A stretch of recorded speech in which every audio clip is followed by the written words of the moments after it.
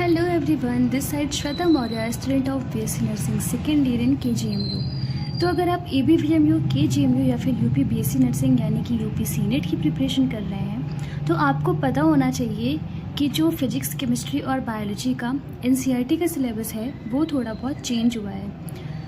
NCERT से कुछ syllabus को हटाया गया है, कुछ चैप्टर्स को हटा दिया गया है, मतलब कुछ चैप्टर्स को तो कम्प्लीटली हटा दिया गया है एंड कुछ चैप्टर्स ऐसे हैं जिनमें कुछ टॉपिक्स को ऐड किया गया है एंड कुछ टॉपिक्स को रिमूव किया गया है।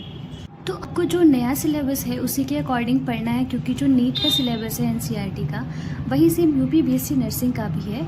तो नीट में जो रिड्यूस सिलेबस आ रहा है, मतलब इस बार नर्सिंग में भी यूपी का जो एंट्रेंस एग्ज़ाम होता है उसमें भी रिड्यूस सिलेबस ही आएगा। तो अभी हम बात कर लेते हैं सबसे पहले क्लास 11th के चैप्टर्स की कि क्या क्या हटाया गया है और क्या क्या ऐड किया गया है। तो सबसे पहला चैप्टर है डाइवर्सिटी इन लिविंग वर्ल्ड। तो इसमें कुछ जो टॉपिक्स हैं उसको डिलीट किया गया है। उसमें पहला टॉपिक है 3 domains of life and taxonomy tools. इसमें जो museum, herbarium and botanical garden, जू, ये सारे टॉपिक्स ना हटा दिए गए हैं, तो इन सबको अब नहीं पढ़ना है। सेकेंड चैप्टर है बायोलॉजिकल क्लासिफिकेशन, इसमें कोई भी चेंज नहीं किया गया है। थर्ड चैप्टर है प्लांट किंगडम एंड फोर्थ है एनिमल किंगडम। तो इन चैप्टर्स में भी कोई भी चेंज नहीं किया है, एज इट इज़ आपको पूरा पढ़ना है। बात कर लेते हैं मॉर्फोलॉजी इन फ्लावरिंग प्लांट्स की।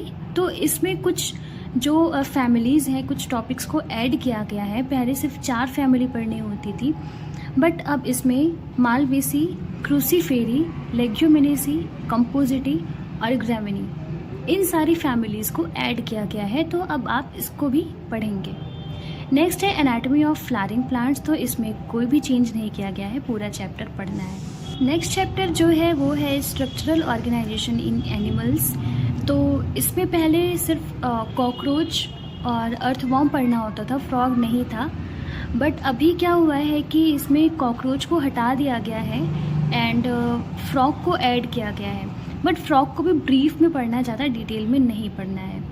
नेक्स्ट जो चैप्टर है cell the unit of life. Next है बायोमोलिक्यूल्स एंड उसके अगला जो चैप्टर है वो है cell cycle and cell division.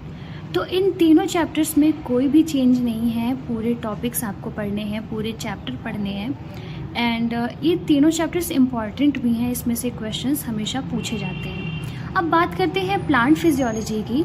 तो उसमें जो पहला चैप्टर था ट्रांसपोर्ट इन प्लांट्स, उसको टोटली रिमूव कर दिया गया है, पूरा चैप्टर ही हटा दिया गया है, तो उसको नहीं पढ़ना है अब आपको। एंड नेक्स्ट है photosynthesis in higher plants and respiration in plants. तो प्लांट फिजियोलॉजी की ये 2 चैप्टर्स बहुत ही ज़्यादा इंपॉर्टेंट हैं एंड इसमें भी कोई चेंज नहीं किया गया है, पूरा चैप्टर आपको एज इट इज़ पढ़ना है।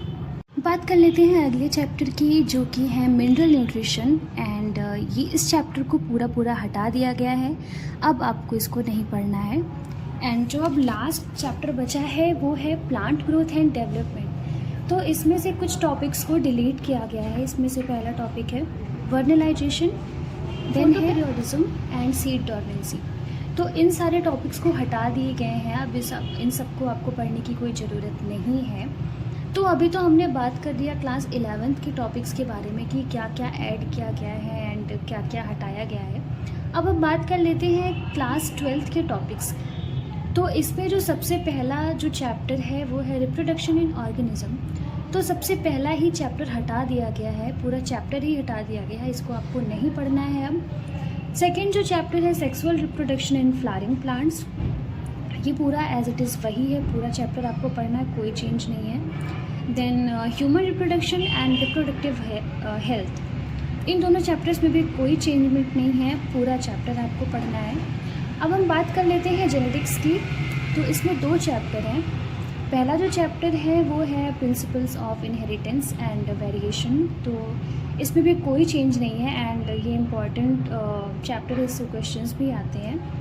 अब हम बात कर लेते हैं सेकेंड चैप्टर जो जेनेटिक्स का है वो है मॉलिक्यूलर बेसिस ऑफ इनहेरिटेंस। तो इसमें भी मतलब दोनों चैप्टर में कोई भी चेंज नहीं है, आपको पूरा चैप्टर पढ़ना है।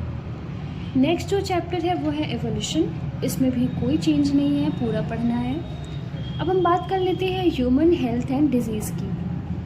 तो इसमें किसी भी टॉपिक को हटाया नहीं गया है, बल्कि कुछ टॉपिक्स को ऐड किए गए हैं, जैसे कि डेंगू हो गया, चिकनगुनिया एंड टोबैको अब्यूज़, इन सारे टॉपिक्स को ऐड किया गया है। इस चैप्टर में पहले भी डिजीज़ के बारे में था, जैसे टाइफाइड, मलेरिया, फाइलेरिया, बट इसके अलावा भी अब आपको डेंगू और चिकनगुनिया के बारे में पढ़ना है। नेक्स्ट चैप्टर है माइक्रोब्स इन ह्यूमन वेलफेयर। इसमें कोई भी चेंजमेंट नहीं है, आपको पूरा चैप्टर पढ़ना है एंड ये चैप्टर बहुत ही ज़्यादा इम्पॉर्टेंट भी है, हर साल इससे क्वेश्चंस ज़रूर आते हैं। अब जो नेक्स्ट चैप्टर है वो है strategies for enhancement in food production. तो इस चैप्टर को टोटली रिमूव कर दिया गया है एनसीईआरटी के सिलेबस से। ये जो चैप्टर है अब नहीं पढ़ना है। एंड अब हम बात करते हैं बायोटेक्नोलॉजी की।